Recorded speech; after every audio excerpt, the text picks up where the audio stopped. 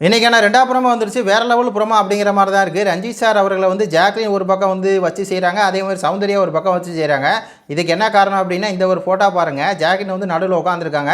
இந்த பக்கம் வந்து ரஞ்சித், இந்த பக்கம் ஜெஃப்ரி 2 பேர் உட்காந்து ஏதோ பேசிக்கிட்டு இருக்காங்க. ட்ரிகர் பண்ணணும் அந்த காட்டை வாங்குறதுக்கு. அதில் ஏதோ ஒரு வார்த்தையை வந்து ரஞ்சித் சார் வந்து அளவுக்கு மீறி பேசுகிறாரு அப்படின்னு தான் நினைக்கிறேன். அதனால தான் வந்து ஜாக்லின் வந்து ரொம்ப பேடாக வந்து பேசுகிறீங்க சார் அப்படின்னு சொல்லிட்டு அந்த ஹார்ட்டை அப்படியே தூக்கி எறிஞ்சிட்டு வராங்க. இன்னொரு பக்கம் சௌந்தர்யா உள்ள வந்து, சார் நீங்கள் வந்து ரொம்ப கேவலமாக விளாட்றீங்க, ரொம்ப கேவலமாக இருக்குது ரஞ்சித் சார் அப்படிங்கிற அளவுக்கு வந்து பேசுகிறாங்க. கேமை வந்து கேமாக பாருங்கள் அப்படிங்கிற அளவுக்கு பேசிட்டு ஒரு பக்கம் சௌந்தர்யா ஹைப்பாகி பேசிகிட்டு இருக்காங்க.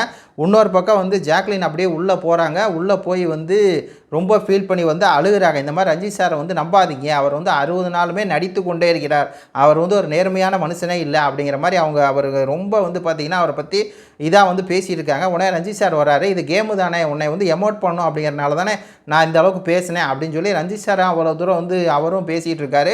ஒரு கட்டத்துக்கு மேலே ஜாக்லின் என்ன பண்ணிடுறாங்க அப்படின்னா, உங்களை நான் அப்பா மாதிரி பார்த்தேன் சார், அப்பா மாதிரி பார்த்தவர் இப்படி பேசுவீங்களா அப்படின்னு சொல்லி எனக்கு வந்து தெரியல, இப்படி பேசலாமா அப்படின்னு சொல்லி கையெல்லாம் வந்து பார்த்திங்கன்னா அவருக்கு முன்னாடி நீட்டி அவர் ரொம்ப வந்து பார்த்திங்கன்னா இதாக வந்து பேசிடுறாங்க.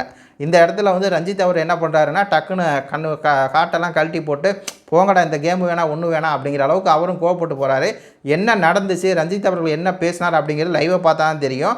ஆனால் இந்த இடத்துல வந்து ஜாக்லின் இவ்வளோ தூரம் எமோஷன் ஆகிறாங்க, சௌந்தர்யா இவ்வளோ தூரம் எமோஷன் ஆகிறாங்க அப்படின்னா கண்டிப்பாக வந்து ரஞ்சித் வந்து ஏதோ பேசியிருக்காரு. அதனால தான் அவருமே சொல்கிறாரு, உங்களை எமோட் பண்ணுறதுக்காக நான் பேசினேன் அப்படின்னு சொல்லி.